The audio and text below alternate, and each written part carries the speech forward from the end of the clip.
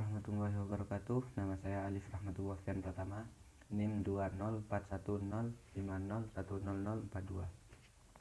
Saya akan memaparkan hasil dari rangkuman tanggapan saya tentang video perekonomian 4 sektor atau perekonomian terbuka yang disampaikan oleh Dr. Abdul Qadir Nafis, LC, MEI. Perekonomian 4 sektor atau perekonomian terbuka adalah perekonomian yang dimana suatu negara yang sektor perdagangannya itu meliputi perusahaan, rumah tangga, negara, dan antar negara, atau yakni bisa kita sebut dengan ekspor dan impor.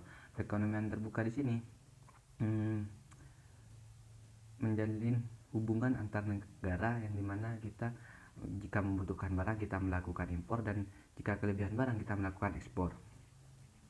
Dengan adanya pasar keempat yakni permintaan luar negeri, jadi perekonomian per sektor ini ranahnya semakin luas, semakin menyeluruh, baik itu internasional maupun nasional. Itu ranah pasarnya perekonomian per sektor ini semakin menyeluruh, dan dengan adanya pasar keempat ini mempunyai konsekuensi yakni permintaan agregat ini semakin meningkat, seperti halnya negara lain membutuhkan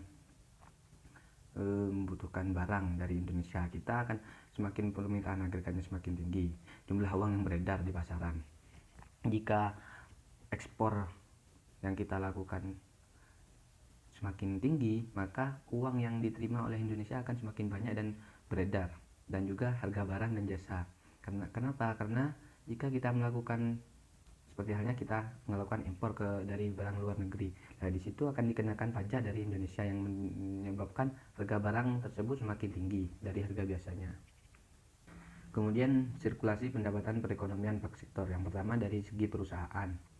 Perusahaan dari segi pengeluaran terhadap pemerintah, seperti halnya dengan perekonomian 3 sektor, yakni mengeluarkan pajak biasa. Terus kemudian dari untuk rumah tangga, perusahaan ini mengeluarkan seperti halnya upah dan sebagainya. Kemudian ke luar negeri, kita perusahaan sini seperti halnya membeli barang-barang teknologi seperti halnya mesin-mesin yang kita perlukan dari luar negeri yang tidak ada di dalam Indonesia.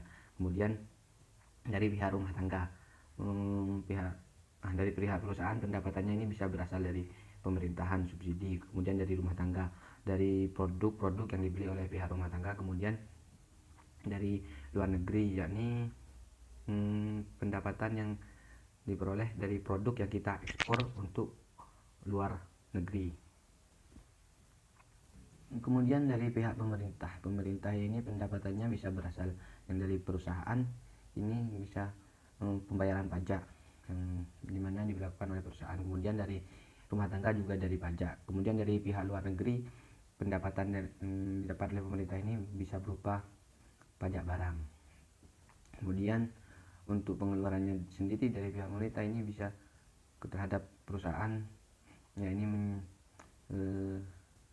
menyalurkan subsidi. Sedangkan untuk pihak rumah tangga ini seperti menyalurkan upah. Kemudian untuk luar negeri sama halnya dengan dari perusahaan, yakni jika pemerintahan membutuhkan barang yang tidak ada di dalam negeri, yakni harus mengimpor dari pihak luar. Kemudian dari luar negeri sendiri, apa yang dia dapat dari perusahaan, pemerintah, dan rumah tangga, yakni adalah upah atau hasil dari produk yang mereka ekspor ke dalam Indonesia. Kemudian pengeluarannya yakni adalah jika mereka ingin membutuhkan barang atau mesin yang tidak ada di negara tersebut, maka dia akan mengimpor dari negara lain.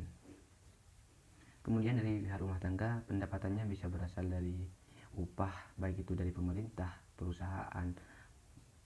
Nah, kemudian untuk pengeluarannya sendiri, pengeluarannya bisa berupa dia membelanjakan, mengkonsumsi, membeli produk dari luar negeri maupun itu dari perusahaan sendiri. Kemudian perekonomian terbuka impor ini adalah perekonomian terbuka impor ini merupakan pembelian dan pemasukan barang dari luar negeri untuk keperluan atau dipasarkan di dalam negeri. Jika di dalam negeri atau di dalam Indonesia tidak ada barang tersebut, maka kita akan mengimpornya dari negara lain. Manfaat kegiatan impor di sini, jika di Indonesia sendiri tidak ada barang yang atau jasa yang memadai, kita akan meminta terhadap negara lain, kemudian memperoleh tenaga kerja modern, dan selanjutnya memperoleh bahan baku. Sedangkan ekspor sendiri, kita mengeluarkan barang dari Indonesia ke luar negeri dengan permintaan dari pihak luar negeri. Jika seperti contohnya dari Indonesia ada memproduksi Indomie, kemudian pihak luar negeri seperti halnya Turki tidak ada produk Indomie, dia akan mengimpor dari Indonesia. Dan apa sih manfaat dari mengekspor? Yakni memperluas pasar. Jadi pasar perdagangan di sini tidak hanya mencakup lingkup dalam negeri Indonesia, melainkan kita akan menambah pasar di luar negeri, kemudian menambah devisa negara dari hasil barang yang kita ekspor, kemudian memperluas lapangan kerja. Semakin luasnya pasar, baik itu di dalam negeri dan maupun luar negeri, itu akan semakin membutuhkan tenaga kerja. Kemudian faktor-faktor penentu ekspor maupun impor. Yang pertama, permintaan agregat, permintaan barang. Jika permintaan banyak dari luar negeri, itu akan meningkatkan ekspor kita. Kemudian sebaliknya, jika permintaan di dalam Indonesia semakin banyak, maka kita akan meningkatkan impor dari pihak luar. Kemudian mutu atau kualitas dari barang tersebut. Selanjutnya, barang spesial, yang dimana di dalam suatu negara tersebut tidak ada barang itu, maka kita akan mengekspor maupun mengimpornya. Kemudian teknologi yang memadai. Perekonomian terbuka sendiri memang sudah terjadi pada zaman awal-awal Islam, zaman Rasulullah, yang dimana beliau memang dari awal sudah melakukan kegiatan ekspor maupun impor. Beliau dalam kegiatan perekonomian terbuka ini memegang prinsip kejujuran, kepercayaan, dan ketulusan, dimana jika kita sudah melakukan kejujuran dan melakukan hal yang terbaik untuk barang yang kita ekspor, maka pihak luar akan menilai baik tentang kita, dan itu akan meningkatkan agregat. Mungkin itu saja yang bisa saya sampaikan, kurang lebihnya mohon maaf. Assalamualaikum warahmatullahi wabarakatuh.